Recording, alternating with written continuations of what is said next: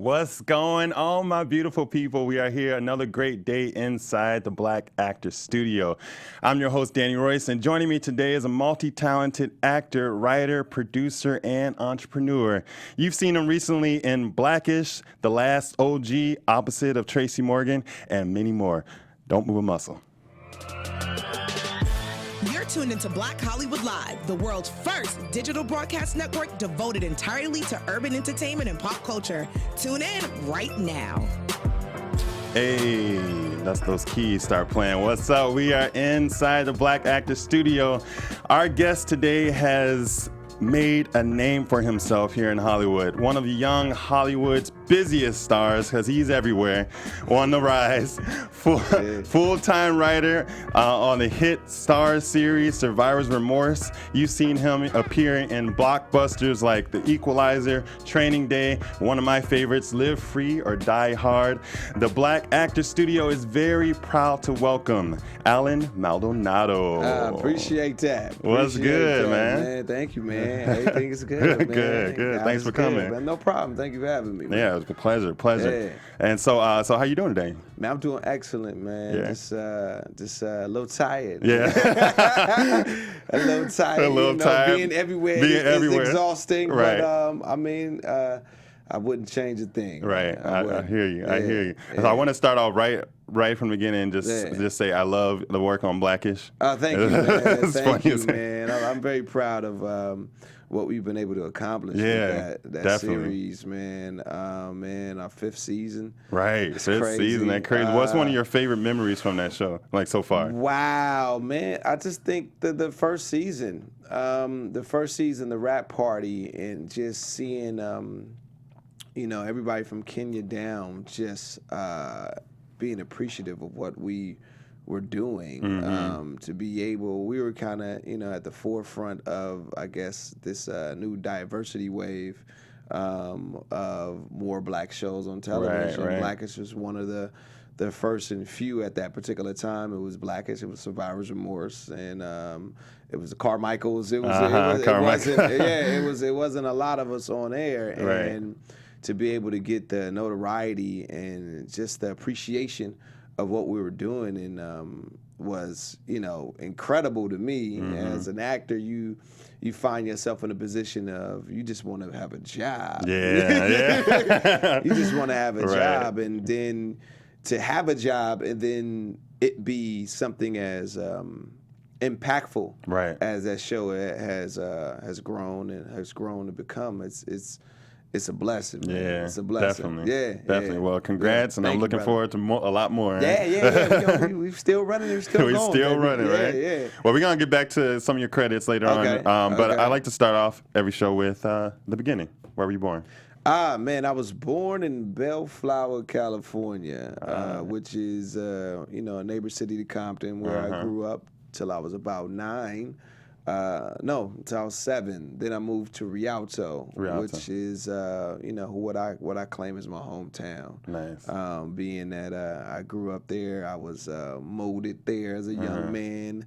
A lot of the foundation of who I am, my work ethic is all built from Rialto, man. The IE, man. So, there you go. So that's what I represent everywhere I go. Nice. Rialto, yeah. So being a California native, what do you feel about all these transplants and like so many people You know covered? what, man? I just hate the term. I'm a bit sensitive when people are like, people be acting Hollywood, all these California people. And I be like, right. You know what I mean? Take yourself south of the 10 and then come back with that assessment, man. A lot of people get, a lot of us Californians get a bad narrative, because of the implants. They come in with this false idea of what and how things function here in this Hollywood way, and they get that confused with what really happens in Los Angeles, from Compton to Rialto to people, real people are real problems. They're not really around these individuals to base that judgment on. So I definitely hear that a lot. And then people are always like, you don't seem like you're from California. I'm like, no, I am from California. I'm the real California guy. Exactly, yeah. And you're just getting the real. You're not getting everybody's, I guess, guesstimate of what a California native is. So, Right. So yeah, I'm definitely a bit sensitive when I hear that. I'm like, oh, stop it. Yeah, I know. I got quite a few California native friends, and they're amazing. Like, it's the people that come now. It's, everybody got their, false Everybody got their pretenses. thing. Exactly. Pretenses and like, it is what it is. So you were raised by your mother, right? Single mother. You lost your father to cancer. Father when I was young. So do you have like many memories of him, or is it my just, father? Yeah. No. I only knew my father for 2 weeks. Wow. When I was 9. When I was 9, I flew to New York and spent 2 weeks with him, and he passed the week after I got back. Wow. So yeah, it was my mother. Who I am is a direct response to my mother's upbringing. She was born in Alabama, came to California by herself, and raised 3 kids by herself. So everything that I do and the work that I put into everything that I do in all of my companies, to me is nothing in comparison to what she was able to do to raise 3 kids in a state by herself away from her family is more impossible than the things that I've been able to accomplish. So that's always my bar. As I don't have any kids yet, but to have that type of pressure and that type of life where you're on a tightrope with no safety net. Right. And to be able to not just be on that tightrope, but also carry 3 kids on your back is, how I see what she was able to accomplish. So yeah, that's the foundation of who I am is my mother. Right. Yeah. I want to take a moment just to hats off for all the single mothers out there doing their thing, because without y'all, man, it's real. It's man. real. It is real for sure. And so you are half Puerto Rican, half black, right? Nice, fellow Afro Latino. We out here. We out here. Boricua. That's right. So how was that for you? We're gonna get into it a little bit more, but growing up, like identity wise, you know what I mean? You go through that, like, okay, I'm not black enough. I'm not. You know what's crazy? I never felt it on the black side. I guess just because that's all I grew up around. Right. I never really felt it on that side. Like I was always in. You know what I'm saying? And then I would go to New York in the summers and spend time with my family over there. It wasn't that I didn't fit in. It's just that I didn't know the culture. Right. And I was just slowly learning it, and I'm still learning it. As I was raised by my mother, who was black. So I always get the side eye from all my, my Latino counterparts when they ask, "You don't speak Spanish?" And I was like. And then I don't want to bring the party down. Right. Because they be like, yeah, you don't speak Spanish? Oh, my God. Like, what are you doing now? And they be like, yo, my father passed when I was 7. Oh. And I'm like, I didn't want to just lead with that. The reason I don't speak Spanish is my father.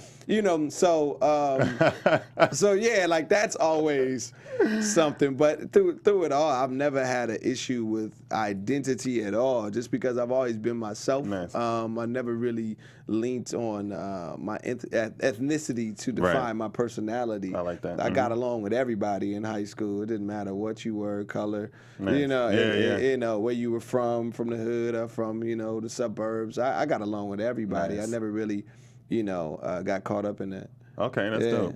Did you have any nicknames growing up? That's a that real you can one. say on air. Yeah. I don't know if I can say all of them on air. Man, I had a man. I'll tell you one funny one, because I grew up in Rialto, the Vineyards, i.e. everybody know. I grew up around some some gangbangers, drug dealers, and all that. And I grew up with Hoovers. If anybody knows what that is. They're Crips, or they're rather than Crips. They're more black rap, but I don't even feel like getting dissecting all that. Dissecting all that. But it was there. But dissecting the gang culture. That's not the question. That's not the question. But I grew up with the Grooves, and I used to have 2 long ponytails. Yeah. And they used to call me Ponytail Cuz. They're like, man, where Ponytail Cuz at? Man, Ponytail Cuz, come here, man. Like, so I used to run around, run errands for them, and do all type of stuff as a little homie. But yeah, Ponytail Cuz was one of them. Wow. Okay. Yeah, definitely. I can see that. You know, Al we got some photos of you and your cuz. That's Ponytail Cuz right there. That's Al Wiz. I got several names. Several names. They're gonna be in the comments heavy right now. Right, for sure. I'm gonna let them do that. Right, let them take I'm gonna let them do that. I'm gonna let them take care of that. So you mentioned a little bit about in school. So were you pretty much like, you got along with everybody? All that. Did you get into any acting, show choir, any musicals then, or was it more so after? Man, I played basketball in high school, and that's where I got my work ethic, because I'll be the first one to tell everybody, when I played basketball, I sucked, man. I was my freshman year, I got cut, like 10th grade year, I came back, and I made the team, but what was hilarious is that my coach, Coach Sipe, rest in peace, he came up to me after I made the team, and he was like, hey, Alan, man, you suck. I said, okay. I said, I appreciate that. Wow. Great confidence builder. That's That's what a coach is here for. But he was like, he said, the reason you make the team is that you make everybody around you work harder. And, at the time, I didn't really get that. I just was like, that's all I had was effort, you know. Right. And through time, I got better, and I ended up being one of the best shooters on the team. Broke the school record at one point. Shout out to Montreal, because he broke my record like 2 weeks afterward. But no, short-lived, but it's okay. Short-lived, but I broke the school record. I had 7 threes in one game. I think he did 8. Wow. But yeah, like it was that, and because I wasn't naturally gifted at that, but I worked my butt off to be better at it. And it was my senior year in high school that I found I needed an elective, and I was just like, I'm gonna just take acting. It's something that I could do to be easy. Yeah. Senior year, I'm not trying to work too hard. I ain't trying to work too hard. Right. I hear you. So I get in there, and it was like a fish to water. Like everything it spoke to me. It energized me. I began, writing and doing different skits, and I wrote we have it was like an improv or showcase. And it was had about 19 skits, and I wrote 15 out of the 19, and it just was the natural fit. So I slowly began to transition that energy from basketball to acting, and that's what really sparked everything. Was my senior year in high school. Oh, okay. Yeah. So I mean, not just basketball, but you picked up boxing that was after. That was after. Boxing was okay. after, man. I was doing everything in high school. I was in the salsa club. There you go. Yeah, I was prom king. Hey. I was heavily involved in a lot. I loved school, man. I loved school. Because I was almost like an only child. I had 2 older sisters, but they were a lot older than me. Gotcha. So by the time I was 13, my sisters were both out of the house, so it was just me. So it was either be at the house by myself or be at school with a crowd that I could entertain and have fun with, and just enjoy life. Exactly. I loved school, so I was involved with a lot of stuff. But boxing didn't come to years later. Okay. Maybe that was 7 years ago. I always had an infatuation with boxing, but I never pursued the ability of boxing. Right. Until I think it was 7 years ago that I just really fell in love with training and getting better. And it's a workout that when you lift weights, you don't get better at lifting weights. Yeah. It's just the form. It's form. You can't really see any growth other than your physical. Right. But in boxing, you can see your physical growth and also your ability. You can go from day 1 to day 300, and you're oh wow, I'm actually learning the skill. So that's what's also great about boxing, along with it's a great workout. Yeah, I love boxing too, and I've been seeing you duking on IG. Yeah, I love it, man. I love it. I love it. Sparring and all that, man. I love to get in there, man. That's dope. Yeah. Well, growing up, or when you got into acting, did you? Who inspired you on the television screen? What Will shows Smith. Did you watch? Will Smith. Yeah. Will Smith, hands down, man. Will Smith, I remember reading his biography at the time. And from cover to cover, I never read a book with that much intent. Right. Yeah. Will Smith was, definitely my inspiration early on. Just what he was able to do, the way he carried himself. Just he was, he was the top of the game. He was the biggest movie star in the world. Yeah. But just the way he did it, he did it in a fun, cool way. Like, as we see more and more of him on IG, it just confirms. Right. It just confirms how this individual is just he's special, and he's just fun to be around. Like he's just fun to be around. Yeah, just from for sure. from what you see on IG and just what we witnessed through his entire career. Right. He just seems like it's a good person. I've never met him, but it just seemed like a good person. That was the main person that inspired me early on. Okay, and what about like any TV shows, any black shows out there that was in? Martin for sure. Martin is by far, hands down, my favorite comedian of all time. Man. Yeah, it was crazy. I got to meet him at Tracy's when they gave Tracy his star on the Walk of Fame. And I got to sit behind him and Tracy, and it was just. It was profound just because me and Tracy have conversations about him and Martin's relationship and how it, basically is full circle with me and him. Like Martin took him under his wing, and Tracy's taking me under his wing. And he says it all the time. And I remind him so much of Martin, just the energy that I bring and everything. And I think that's just the biggest compliment that I can get from Tracy. Yeah, that's dope. Yeah. That's an awesome compliment. Yeah, man. Thank you. So I want to go into like one of your first like really great bookings on Young and the Restless. The recurring role. How was that for you when you found out you booked it, and what did you do to prepare for that role? Wow, man. First off, rest in peace, Christoph, man. Just an incredible individual, an incredible man.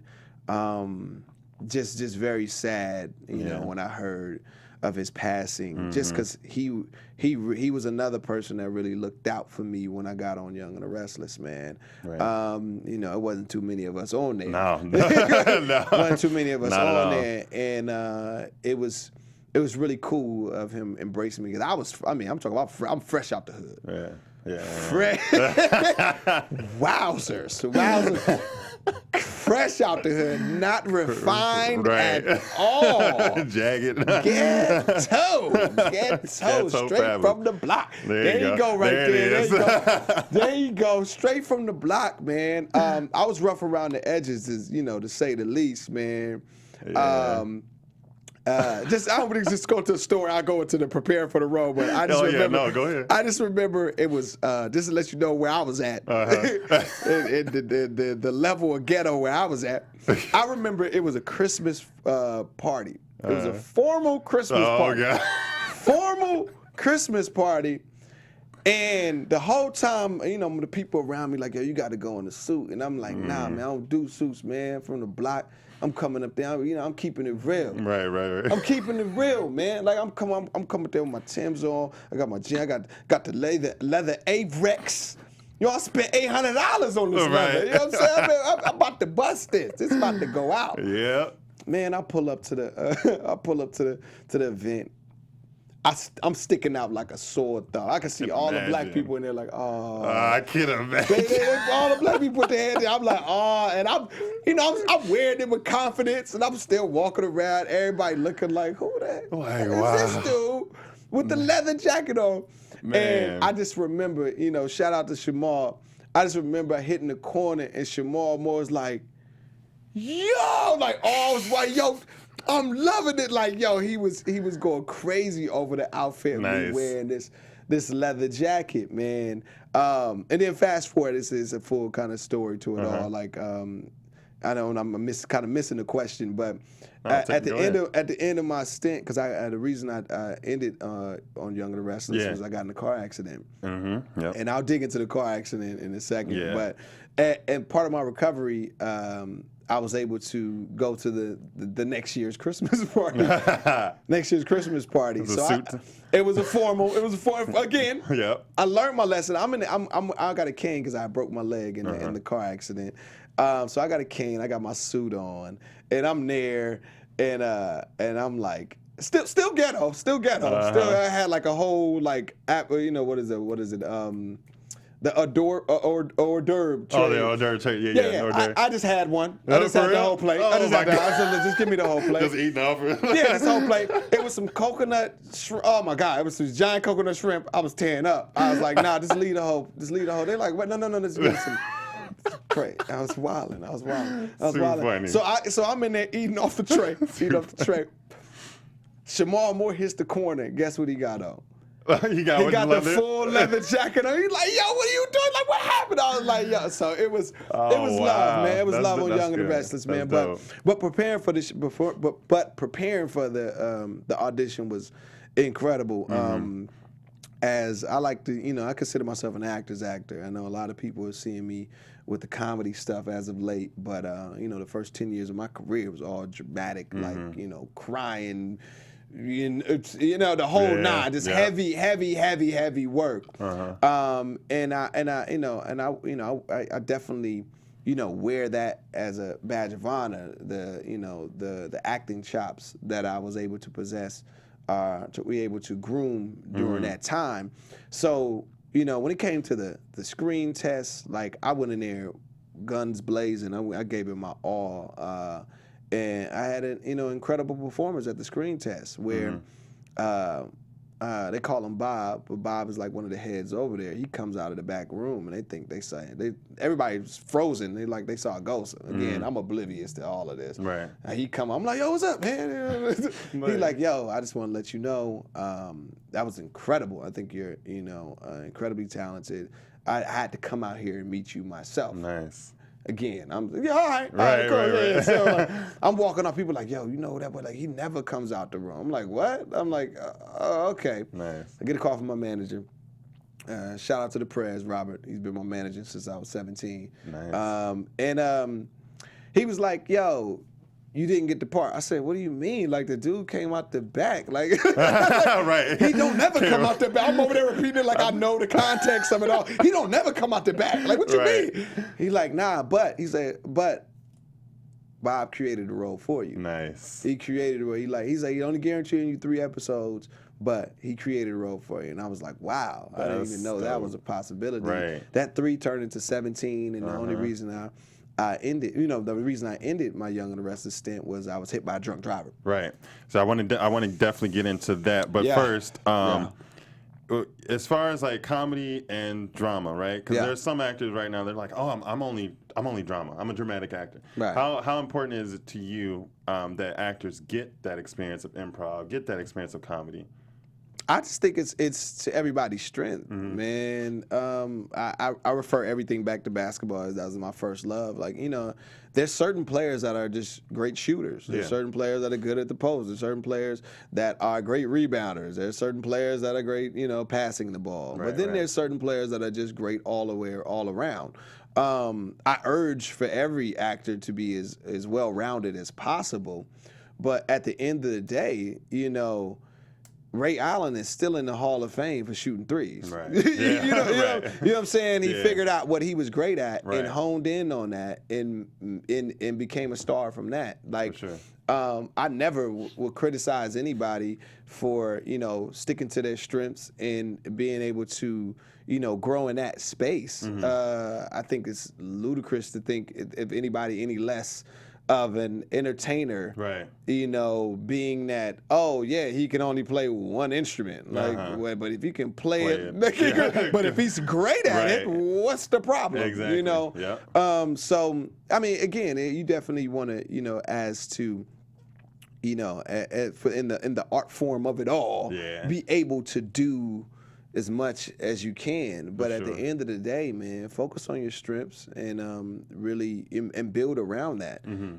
Figure out a way how to be great and again, if you're a shooter, find your place in the game and be great at it and make your mark. Okay, I like that. Yeah, for sure. And you say you were with your manager for since you were 17. Yeah, I was 17, so brother. What's what kind of holding that relationship for so long? Because a lot of actors go from different representations. What's something? Give us some like tips Oh wow! that you guys I mean, it's got to be it's a partnership, man. Yeah. My manager is, he's helped me grow as a man, Nice. and grow as a businessman. Just allowing me, early on, it was him, really taking the lead on a lot of things, and it's slowly transitioned as he's, in watching him, I've learned how this business operates, and being the person of celebrity, I have a little more power in certain arenas than he does. Right. You know what I'm saying? So it's a partnership where there's certain arenas where he'll take the lead, and there's certain arenas where because of my celebrity, I know different individuals that he may not know. So it's a partnership. Through it all, I guess my biggest advice is, having somebody that believe in you and that you can trust, and that isn't afraid of working their butt off. Like we built this together. Like there's, this is a marathon. RIP Nipsey. You know what I'm saying? Yeah. This is a marathon, and you gotta find a good running mate that can stand the course. Yeah, for sure. Just because you got a lot of people that just are in love with you for the moment. You know what I'm saying? They're in love with you for the moment, and then as soon as you're not at full stride, they're not at full stride. Exactly. Where it should be a tit for tat. You know what I'm saying? Sure, When I'm running ahead, he's letting me go, and then when I'm slowing, he's going. It's a partnership. So it's just like a marriage. Yeah, it's just like really a marriage. is. You got to find somebody. You got to it takes years, to develop a great relationship with your team. But once you find that one person, or once you find that individual that speaks your language, then hold on to them tight. For sure. Yeah. Okay. So the accident, man, like that. So people go through tragedies, and it sets them back a little bit. Yeah. Sometimes they totally give up. So you seem to be. Like it set you back, obviously, but you came full throttle. Like you just kept going, which is amazing. So talk to us a little bit about like how it was right after, what happened, and stuff like that. Yeah. Well, I mean, I guess for the people that don't know, like I was hit by a drunk driver walking. I was hit by a BMW Roadster going 65 miles per hour. I flew in the air, landed on my face, broke my right leg, my spine was curved, my neck was like it's straightened. It's straightened like your neck is supposed to curve. Right. And it went straight. So so that again, that ended my stint on Young and the Restless, and recovery was intense. Recovery had to sleep with a pillow with a hole in it for like a year. There was a lot of chiropractic stretches, and I was at the chiropractor basically every week, 2 or 3 times a day. My right leg was broke, so that limited me, and my face was distorted. It was a blessing that I needed plastic surgery or anything like that. Shout out to my doctors. They stitched me up, and it all came back. But my face, it took I think 6 months to get a full recovery. But definitely my testimony to God is that the week that I was cleared to audition, I booked 3 TV shows in 1 week. And come on. Yeah, you know what I'm saying? So that was just confirmation that I was, going in the right direction. But that whole accident was, it was meant to be. Yeah. I always had I guess my position on it was, it was meant to be. I was never even mad at the person that hit me. I was only upset when we went to court that he didn't apologize. That was the only thing. Wow. Okay. It wasn't a thing of, why'd you do this or you did this? It was, no, I accepted that. Like, this was my obstacle. This was my cross to bear, so to speak. And I was up for the challenge. And it brought me a profound peace, meaning that I literally know that they hear it all the time, no weapon formed against me shall prosper. Yeah. I know that. Like, nothing on this earth shall kill me. It's my time to go, it's my time to go. Right, for sure. Some people trip, hit their head, and they gone. Yeah. Like, I was hit 60. Scientifically, I'm not supposed to be here. You know what I'm saying? Right. So with that being said, it gives you it gave me a greater sense of fearlessness on anything that I want to do. Like, it's all about me meeting up with my blessings. And the more blessings I want, it all depends on the work ethic. It all depends on how fast and how hard I want to reach these blessings. Right. Everything that I'm doing, everything that I'm receiving, all of the success, all of the opportunities, they've already been sent out. You know, and it's on me to go meet up with them. Exactly. And with that being said, and with me knowing that wholeheartedly is why I'm obsessed with success. Every day I'm like, how can I meet up with these blessings? Because I know it to be true. And if you know it to be true, you know if you do something, you're gonna feed your beast. Exactly. Yeah. You're gonna do that. Feed your addiction, rather. Right. You know what I'm saying? You're gonna continue doing that. Doing it. So people always wonder, like, what gets you up and what motivates you? Like, how can you?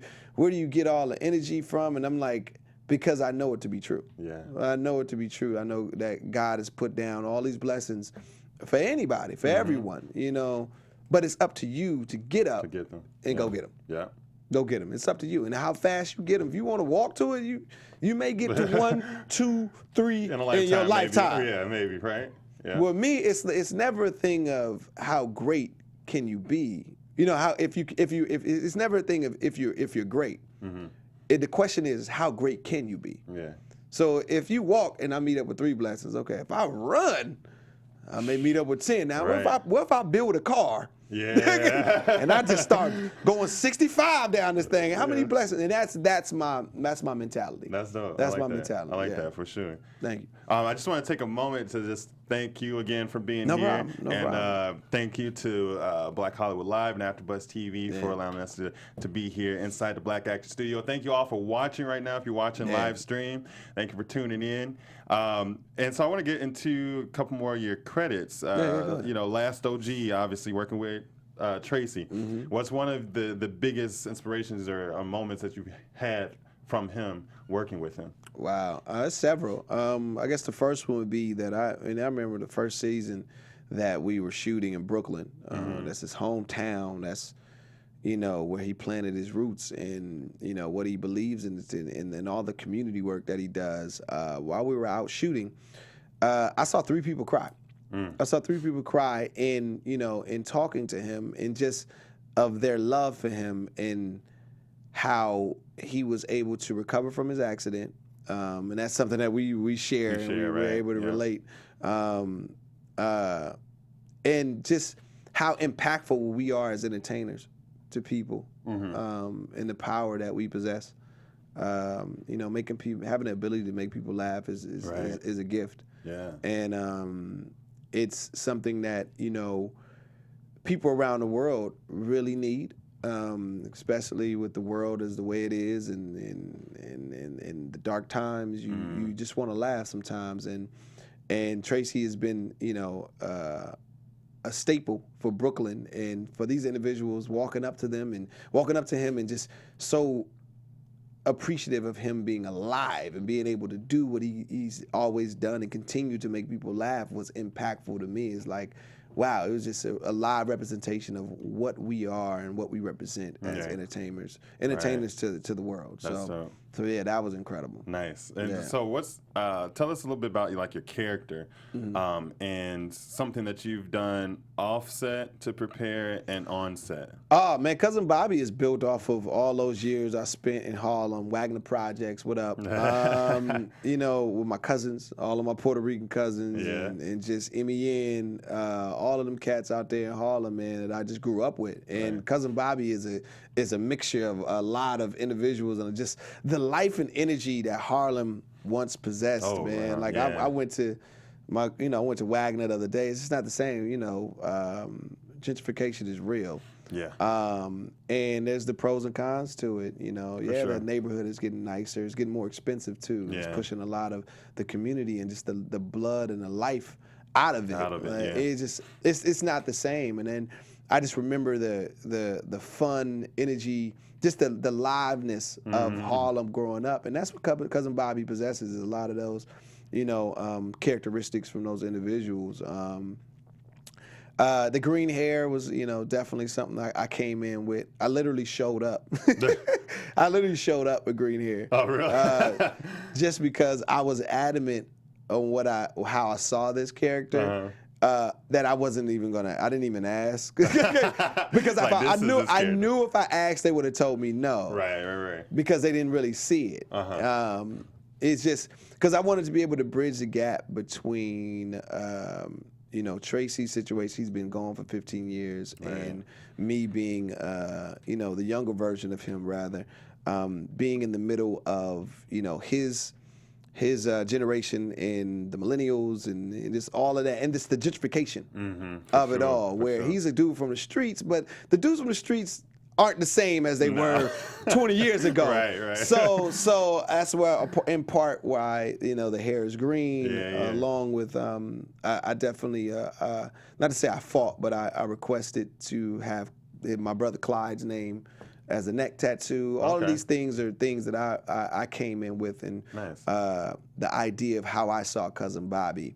So it was really, really in depth on as far as how I wanted visually, even to the haircut. The haircut is specific. Right.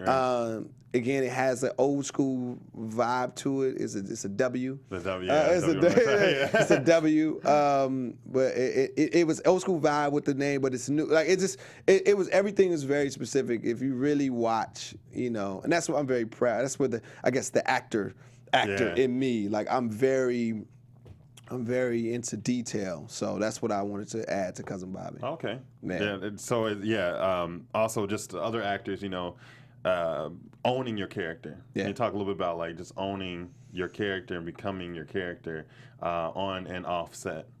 Oh, I guess I'm a little confused on what you mean owning your character. Oh, like just. Because people look at their character and they're like, okay, they judge their character sometimes, or they feel like they have a bar to reach. But you said you brought all these specific things to it, right? Right. So what made you think that, okay, I have the freedom to do this? Is what I mean. Because some people wait to ask or wait for them to get it. You gotta be an artist. Yeah. You gotta always be an artist, and as an actor, you should be already conditioned to hear no. Right. Meaning that you should be fearless of it. Yeah. So you should be fearless. To all my actors out there that have heard no 1,000 times, if you're hearing this, you're still alive and well. So it didn't kill you. Right. So why be afraid of something that can't harm you? Yeah. You know what I'm saying? Yeah. So as an artist, you come in with everything you want to bring in, and then it's a partnership, it's a collaboration. So you may not get everything that you request, but you may get something that you may surprise yourself. Right. But you can't make any shots you don't take. So. I could go down countless analogies, but at the end of the day, be fearless. Be fearless. Go in there as an artist. They hired you as an actor. They hired you for your ability and your talent and your vision, because when you take on these roles and you take on the script that another writer brung in, and usually they're collaborating with the showrunner, they're collaborating with the creator. So it's all a collaborative situation. So when it comes to it, when it finally lands into the actor's lap, it's your job. It's your job now to collaborate. Right. So it shouldn't be a dictatorship. It shouldn't be a thing of you do this exactly. No, that's why you hire me as an actor, to bring my artistic ability to this page. For sure. I always use the example of Jim Carrey. Yeah. You give Jim Carrey an area and let him do his magic. Right. Like you let him do his magic. You can't go in there and be like, Jim Carrey, we need you to do it this way. Nah, it ain't gonna work. Because you're not gonna get the magic. You're not gonna get the real artist that you hired. Right. So I always urge actors to always inject their artistry and be fearless with that. Again, all you're gonna get is no. Yeah. And then most of the times they're gonna say, hey, let's do it exactly on the page, and then I'll give you another one where you can do whatever you want. Right. That's okay. That's a collaboration. Right. You know what I'm saying? That's a collaboration. Nice. So, and a lot of times they'll like what you did differently, or they don't. Yeah. Either way, you doing your work. You know what I'm saying? You fought for yourself. You fought for your artistry. So that's my advice to all actors. So okay. And so you got a lot of other stuff going on, outside of obviously just acting and writing and so you're, to get it done records. Are you in? Get It Done Records. We're doing. Industry? Yeah. We it's a TV and film placement company. Yeah. I've been doing it for 8 years. I got music in over 50 networks around the world, from House of Lies, Ray Donovan, to NBA TV. We're all over. First Thing First on the ESPN. Next Top Model in Australia. The Voice in Next Top Model in New Zealand, and The Voice in Australia, to big deals in all the Asian continents. Nice. Do you always have like a love for music? Yeah. I used to do music really, really heavy about 6-7 years ago, man. Like I personally have 300 songs in our catalog. It's we got over 20 producers. We're constantly getting placements every day. We're always looking for new artists, so shout out to anybody that's interested in doing music for TV and getting placements on films. Reach out. Go to getitdonerecords.com. Get it done. Check us out, man, and let's collaborate. Let's partner up, man. For sure. Definitely. What's your give us a little, your thoughts on the recent passing of Nipsey, and how he affected your life? Wow, man. It's just a sad day in the world where individual, because it's bigger than just music. Music is where everybody can just identify him quickly. But when you dig deeper, you see a person that was about the community, that was about family, and was just a great person. So it's sad when a person of his stature and just getting all this attention. We're not mourning because of the music. We're mourning of the individual and how impactful he was as a person. Right. And I think that's what translates to a lot of people that may not even have listened to his music and just discovered the things that he has done in his life. Why everybody is so affected by this, man. And as a person that is, again, from the hood, from that have quote unquote made it out. And I still work with the community. I have my kids' foundation, Demo Nerds. We work largely with Watts and Compton and downtown Los Angeles with foster kids and at-risk youth. It's definitely an eye-opener that we need to do more. We need to do more in our communities where an individual wouldn't feel the need to act in a way to kill a person that is helping the community. Right. That's the bigger message. That's the bigger message, not to deter you from helping the community. It's to open up our eyes even more to we need to put more attention into the community, because there's individuals that I always say. I was saying to my team the other day, a hungry mouth will do irrational things. Oh, yeah. It would do irrational things. You know what I'm saying? So the more work that we can do in this community, the more work that we can do in these communities, that will further prevent this from happening. And I just hope that's the bigger message, and it doesn't discourage individuals like us, celebrities, to not be involved because you think something's going to happen. Right. I think that's something that we really should hone in on. Is we need to do more in these communities. For sure. So you mentioned a little bit about Demo Nerds. When did you start that? Wow, man, it's almost. We just had a 5-year anniversary, which we've been doing it for 7 years, but I decided I wanted to keep the 5. I want to do 5. I just didn't want to skip 5. Nice. But man, we doing it's been something that way to get back too. It's just something that I would say this. My career began to take off once I started that program. So, you hear the phrase, when you give back, you receive more. Again, these are things that I know. These are things that I know. These are things that I've experienced to be true. And when you give more, you're able to receive more. You empty your cup to fill it up even more. So that's, a large part of my success is due to, the work that I continue to do with these kids. For sure. And then Only Son Productions. Yeah, Only Son Productions, man. Yeah, so touch a little bit about that. Yeah, that's that's my writing and production company. We're doing a lot of cool things. I got a lot of deals on the table right now that we're working out and developing, everything from cartoons to features to TV Wow. shows to game shows. I got a lot of stuff bubbling on there, and I got a lot of things that I can't really speak on yet. For sure. But in the next year, it's gonna be like back to back to back to back to back. Well, we're gonna have to have you back on. So, so we can talk about some more. On the bigger platform. Dope. And then there was the Vineyard Finest. Do you still do like the that's t-shirt? my t-shirt. That's my brand. It's more of my brand. Again, it's named after the neighborhood that I grew up in, and it's to represent, again, rising from the ashes, being a phoenix in your community. Being a phoenix in your community, that's what the brand represents. And we just recently collaborated with TBS. Nice. We did the Cousin Bobby Bombers. They're the pink bombers. You can go on TBS.com. Portions of the proceeds goes towards my kids' foundation, along with everything on vineyardsfinest.com. The proceeds go towards the kids' foundation. Dope. So that's something that I want to continue to build, and they pull it. They go to Cousin Bobby Bombers. There they go. So we're looking to collaborate with more companies. I got some big deals with that coming down the pipe with some very cool clothing companies and some big brands that everybody enjoys that we're going to be collaborating with. Nice. A lot of great stuff coming your way, man. Thank you, man. A lot of blessings. Yeah, just continue to give out. You're doing awesome. Amen. So I'm going to ask you a couple questions, and then I got just like a couple from online. Okay, cool. So what's one of your favorite words?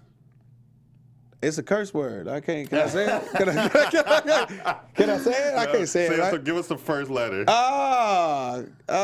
Man. All 5 of them are probably all curse words. Like the first 2 letters. The first. And then we can guess it. I would say MF is MF is probably top. Okay. Every time I think of Bernie Mac when I hear him. Yeah. Bernie Mac. Everybody out there, if you want to learn how to curse properly, watch Harlem Nights. Yes. That is a tutorial on how to curse. Learn from the best, Harlem Nights is a classic. Harlem Nights is the classic tutorial on how to curse. Yes. No, what's your least favorite word? Man, I guess no. No, I don't like no. You don't like no? Okay. I don't like no. What's a sound or noise that you love? Kids laughing. Nice. Kids laughing. How about a sound or noise that you hate? Kids crying. Kids crying. I was like, it's probably gonna be crying. Kids crying. You're doing a lot, but if you weren't doing what you're doing now, what would you be doing? Oh man, if I wasn't doing it's crazy. I'd be a stripper. I'd be a stripper. That's crazy. That's crazy as it sounds. I know it hope it ain't left field. I was a dancer early during my as a teenager. I was a dancer. And hey, and it's a fun fact. This is a fun fact. I used to dance on Soul Train when I was 16. For real? Wow. Yeah, shout out to Afion. Afion, we was on there together. Afion Crockett, that's my dude.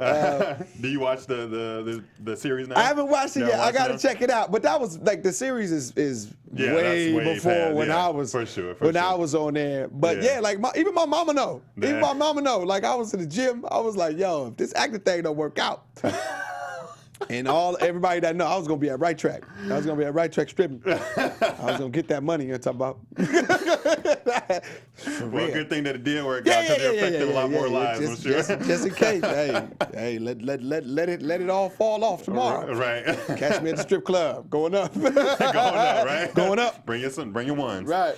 So what profession would you absolutely not do? Politics. Politics, I hear you on that. Tough, man. Yeah, for sure. I hear you on that. Man. That's tough, man. It's a lot of life I want to live, man. Politics is tough, man. Okay. Yeah. And so one from online, if you were given a piece of advice, if you wish you were given one piece of advice before pursuing acting, what would it be? Wow. That would be approach everything as a business. Think of yourself as a business. This is not a acting career. I repeat. This is not an acting career. This is starting a small business. Yeah. This is starting a small business. My career turned around when I took, that motto and applied it to my acting career. Like, I am a product. I am a company. And it is my job as the president and CEO to create a brand, create a plan, create an idea of where I want my product to go, the direction, the evolution of it all. All of these things are done by me. And then I have to build my team. I have to build my vice president is that's my manager. Right. He, my sales team, that's my agents. They go out and sell the product. Right. My marketing, that's my PR. My legal, that's my lawyer. All of these things in any business, these individuals don't dictate the product. The president and the CEO does. Yeah. So they deliver the product to their team, and their team do the work. Their job. So a lot of actors get lost in, their agents being out of position. Meaning that they put their agents as a CEO, and they're doing all of the work, which is a lot to, it's one of those things you hear the phrase, your right hand, you can't expect your right hand to do with the job of the foot or the brain or et cetera. Like, they're built for a certain thing. Right. And you take them out of their natural position, now you're actually, now you're going to be disappointed. Exactly. But if you allow them to just do their job, you give them a product, this is where we're going. This is our target demographic, actually. Do what you do best. Go sell, go get me in the room, go get me in these auditions. You allow them to be more efficient than having to be like, okay, on top of me having to try to find you auditions, let's figure out what are we doing with your career. Right. Let's talk about headshots. Like, that's not their job. That's not their job. That's your job as a CEO. So approach everything as a small business, and your life will change. I promise. That's awesome. Thank you, brother. Piece of advice for sure. Thank you. And so, last but not least, in Heavens Exist, what would you like God to say to you when you get there? Welcome. Welcome. Welcome. That's what I want to hear. There you go. There you go. Yes. All right, nice. Well, that wraps up today. Thank you so much for being here, Thank you, man. It was a great conversation. Yes, likewise. Thank you so much. Go ahead and tell everyone where to find you, social media, all that. Please. Everybody go to MaldonadoIsEverywhere.com. You can find everything that I'm doing from the companies, Everybody Digital. Please go download that my short film app. It's free. Yes. You can find me at Maldonado is everywhere on all of your social media platforms, man. There you go, bro. And thank you so much, everyone, for watching. I'm your boy, Danny Royce. You can find me everywhere at I Am Danny Royce. We'll see you next week. Same place, same time here inside the Black Actor Studio. Bye-bye, guys. Boom, boom. On behalf of our BHL staff, we would like to thank you for tuning in to Black Hollywood Live, the world's first digital broadcast network devoted entirely to urban entertainment and pop culture. Check out our Black Hollywood Live YouTube page for even more great programming and amazing content, and be sure to subscribe and like our channel when you do. I'm your BHL host, Nakia Monet, and you can find me on all social media at Kiki Boom Boom or at Black Hollywood Live. Black Hollywood Live, Hollywood redefined.